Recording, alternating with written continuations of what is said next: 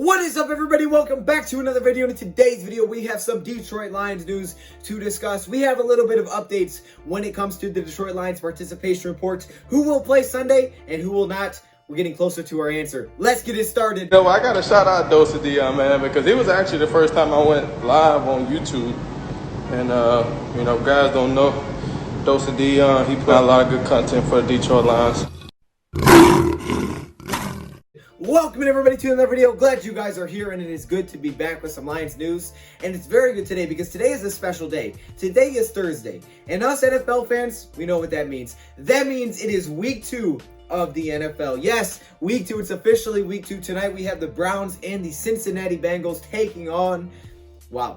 We have the Browns and the Cincinnati Bengals going head-to-head tonight. That should be a good one. You know, we get to see Joe Burrow on prime time, and of course, the Browns, who definitely struggled in week 1, but there's definitely some exciting talent over there. So will you guys be watching that game? Let me know your score predictions down in the comment section below. Speaking of score predictions, my week 2 picks against the spread will be coming out very, very soon. We'll also go over last week's to see what record I had, what record T had, and what record Co had.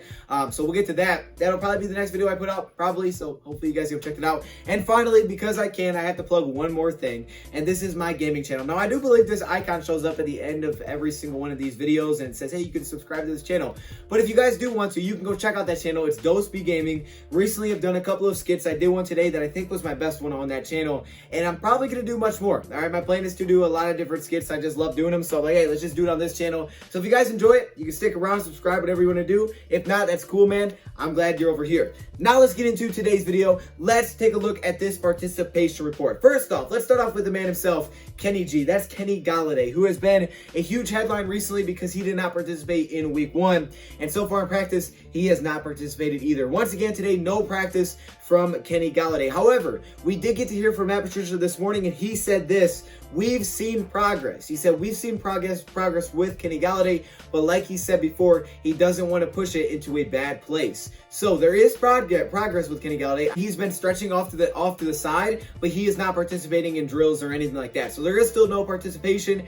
It's starting to look more and more like he won't go because Friday's usually like that really last day of practice. So if he does get some participation tomorrow, then possibly. As of now, though, it's not looking that good. Desmond Trufant, the cornerback, he had no practice today, but he did do some drills off to the side. So while he wasn't in the actual practice and he's not included in that, he did do some drills off to the side like Nick Williams. Both him and Nick Williams were both doing that. So Trufant is moving around and doing things. I mean, he's not completely held out. He's just not technically participating in practice. So that's a good sign. Also not a good sign. But that could mean he could play this weekend. We know, again, like we've heard, is that there's a chance he could play Sunday, and at least he's doing things off to the side. I'm very curious to see what Friday's report looks like, because if he is participating in practice, I have a feeling that he will go on Sunday. So that's something to keep an eye out for. And also, whether or not the Lions go sign a cornerback, because if the Lions do sign a guy like Prince Amukamara, who I don't believe the Bills signed, if the Lions do that, then it could mean that maybe Desmond Trufant can't go this weekend. So keep an eye on that player as well. And finally, Big V. No Big V either in practice. This stinks. This really does stink. I want to see Big V on the field, man. I want to see Big V. This is our first major signing, and we're not getting to see him. I want to see you, man. Hopefully he can be back very, very soon, but I just don't know if that's going to be this weekend. Okay. Jeffrey Okudah, good to go. Amani, we know he's good to go. So it looks like those are going to be the 2 cornerbacks that are healthy as of now. And then we're just kind of waiting to see what happens with Desmond Trufant. Darryl Roberts yesterday was also not in practice, but he wasn't brought up by Matt Patricia today. So I don't know what's going on with Darryl Roberts, but he's a player to keep an eye on. Especially if Trufant get play, he's going to have a pretty darn big role. And I expect Okudah and Amani probably to play more on the outside and Roberts to hold down a little bit of the inside there. So keep an eye on all of that. Now, let's go to a few takeaways I had from listening to Matt Patricia this morning. Nothing crazy, just a few things. Great for all those young guys to take an example of how to, just how to be a great running back for as long as he's been. Really was really awesome to watch. First off, he discussed the young corners because it looks like Okudah and Amani are going to play. I mean, that looks like pretty much a lock. He said, one thing that you have to do with those young cornerbacks, you need to make sure that they trust their technique. And I think that a lot, it just builds confidence as to where, like, hey, believe in what you've done, believe in what you've practiced and what you've learned and what you've done up to this point to get here. Believe in that.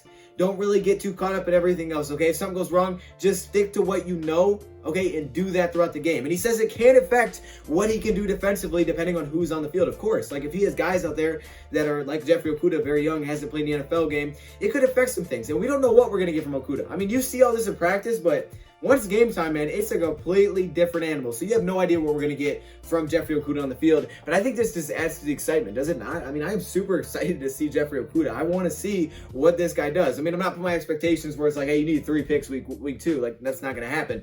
But I am excited to see what he does. Hopefully he makes a play early and gets it going. And that's another thing that Patricia brought up is he said, we got to make sure we put them in position to get a good start to the game. And that is the confidence builder, right? If you can get someone to make a couple of plays early, kind of like Jack Fox with his great punt early, all of a sudden that builds confidence and you're no longer worried about the jitters. I mean, Okudah's a young player. Amani is as well, but he's played in multiple games. Jeff Okudah, this is going to be his first NFL game. So he's young, but to get him out there, maybe he can make a play early. Heck, maybe he starts off with a pick. All of a sudden, man, his confidence is going to go through the roof, and that would be huge for the Detroit Lions. Plus, if we can get a turnover in general, it would be a game changer. And finally, he talked about Aaron Rodgers. Now, he praised the heck out of Aaron Rodgers, of course, talking about how difficult he was. But he also said that one thing that you have to look for in Lambeau is going to be that cadence, okay, the snap count for Aaron Rodgers. He can get people to jump off sides. Last week, we saw Jelani Tavai jump off side. That's something we can't do because they will take advantage. They'll take a shot down the field, and they will convert on those. We can't give them extra attempts with no consequence, okay? If you're going to take a shot deep, that play better count, all right? We can't let those deep shots mean nothing for us on the other end, all right? So we can't give them extra shots, especially with young cornerbacks out there. But again, I'm super excited to see what Jeff can do. Hopefully, Trufant can go at this point. I'm kind of 50-50. Kenny Golladay seems, me personally, I think Kenny Galladay's leaning more towards he's not going to play this weekend, but hopefully he does. We know Marvin Jones really does have good games against the Green Bay Packers, so hopefully we see some of that. And Quintez Cephas, he looked good. Dropped a couple passes early. think some of it was nerves. But Quintez Cephas did look good. I expect him to have another really good game. And guys, keep an eye out for TJ Hockenson. But seriously, it's going to be all about that rushing attack. If you guys want to see my game plan, you can go check out those videos. I uploaded the offensive one yesterday. And until next time, thank you, Prep, for watching. Hopefully I see you at DoseOfDion Gaming. And I'm out. Look at all these cool people. Look at all these cool Hall of Fame, All-Pro, and patrons. You guys are so awesome. Look how interesting. That's an interesting name. I've never seen one like that. I'm not saying that one out loud. We got some cool stuff here, man. I appreciate all of you guys. You guys are awesome. You guys want to be part of this? Click the join button. I appreciate you guys. Look, man, you guys are cool, man. I see you. Oh, I see you're not sneak. I see you down there, my boy.